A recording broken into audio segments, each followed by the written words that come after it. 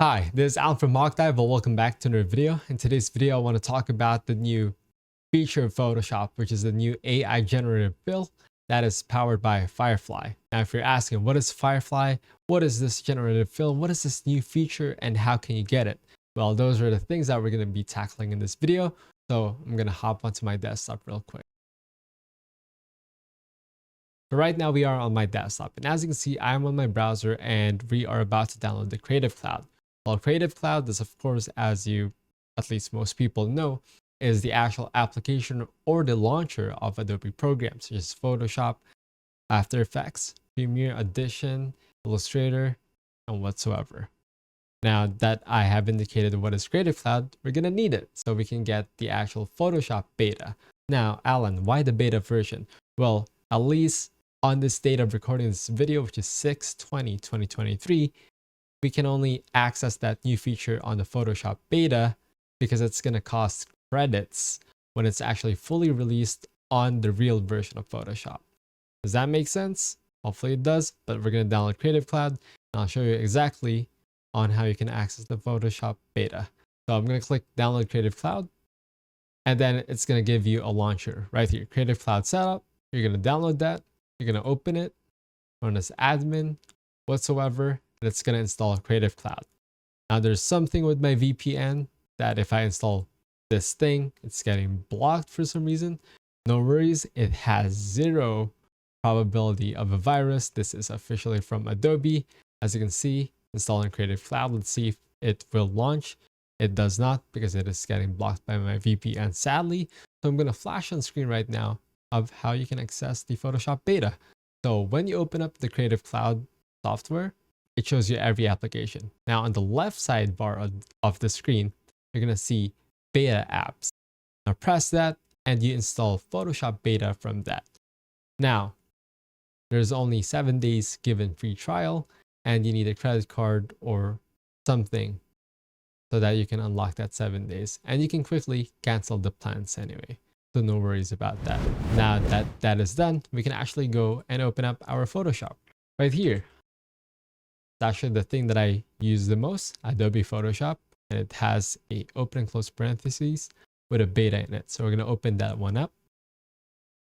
Now that that is good, as you can see right now, this is the main screen of your Photoshop. And to actually start editing something, I have prepared one recent program, or at least photo right here. I'm just going to open it. You can open any photo, any file. This is just a random landscape of a photo that I found over at Unsplash. So every credit goes to whoever the owner is, but it is on Unsplash. So credits to Unsplash. Right here, as you can see, there's a new bar right here in the bottom. Select subject, remove background, whatever. But where things get crazy is the Firefly implementation. But before I do anything else here, what is Firefly? Well, actually, Firefly is the new kind of tech that Adobe have produced. It is going to be applicable to both photos and videos in the future, which it is coming really close to that. But we already have or only have access to the photo version of Firefly right now. Basically, it can create whatever from text prompts. It's basically ChatGPT, but for images. Makes sense? Here, let me show you. As you can see, the sky is cool. You know, this whole photo is amazing. But what if I wanted nighttime? What I'm going to do here is click Generative Fill. Make the photo nighttime. Click Generate. By the way, you would need to have a very decent computer and always have an access to the internet. Because this would not work if you don't have access to the internet. So here, let's give it a few moments.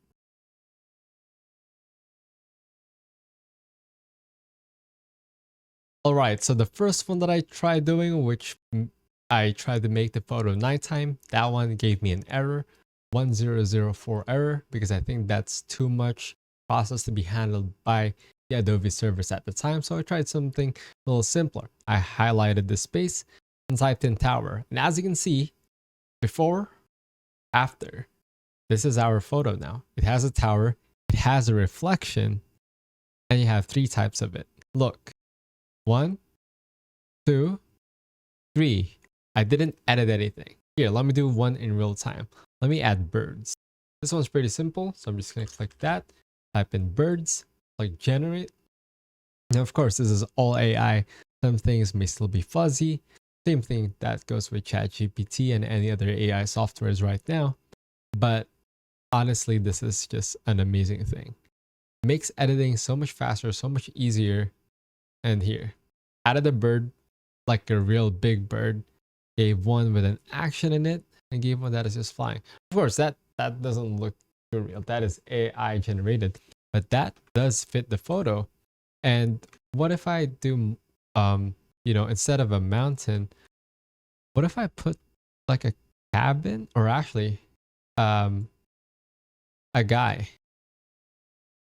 climbing, person climbing, generate. Let's see how well can it handle that. Again, all AI.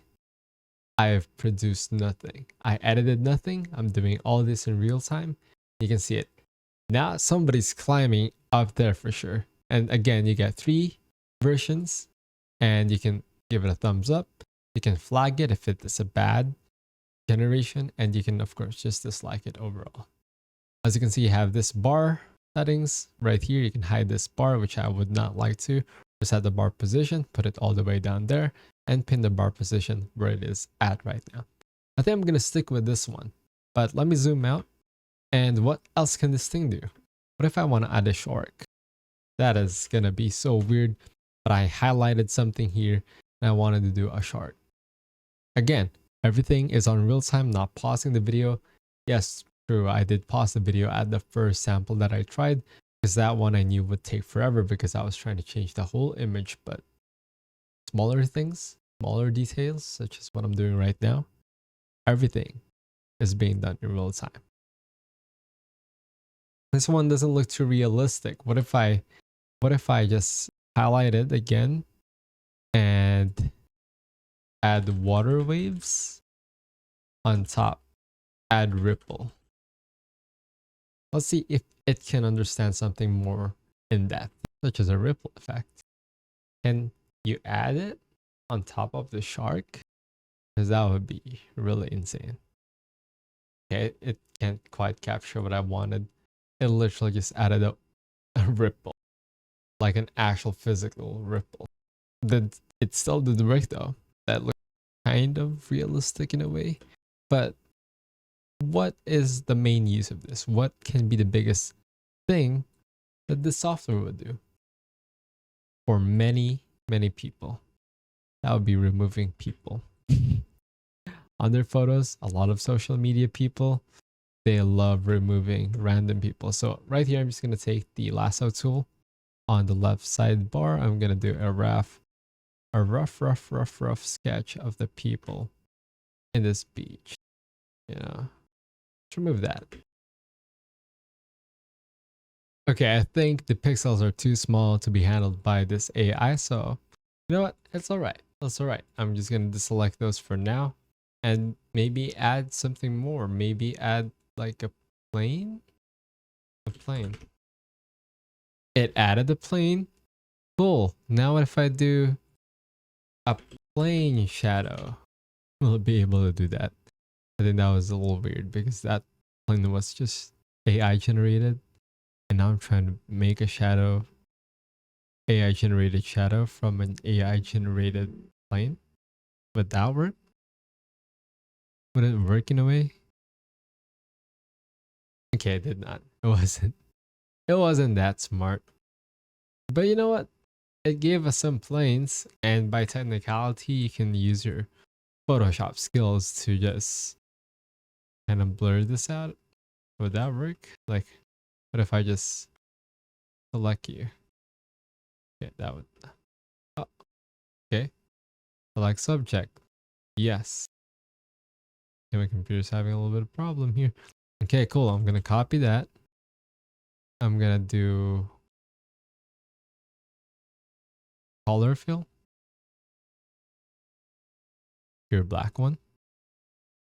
I'm gonna lower down the opacity. And then I'm gonna do a little bit of blur. Now, if I zoom out, it's not accurate. I didn't do much, but by technicality, we got kind of a shadow.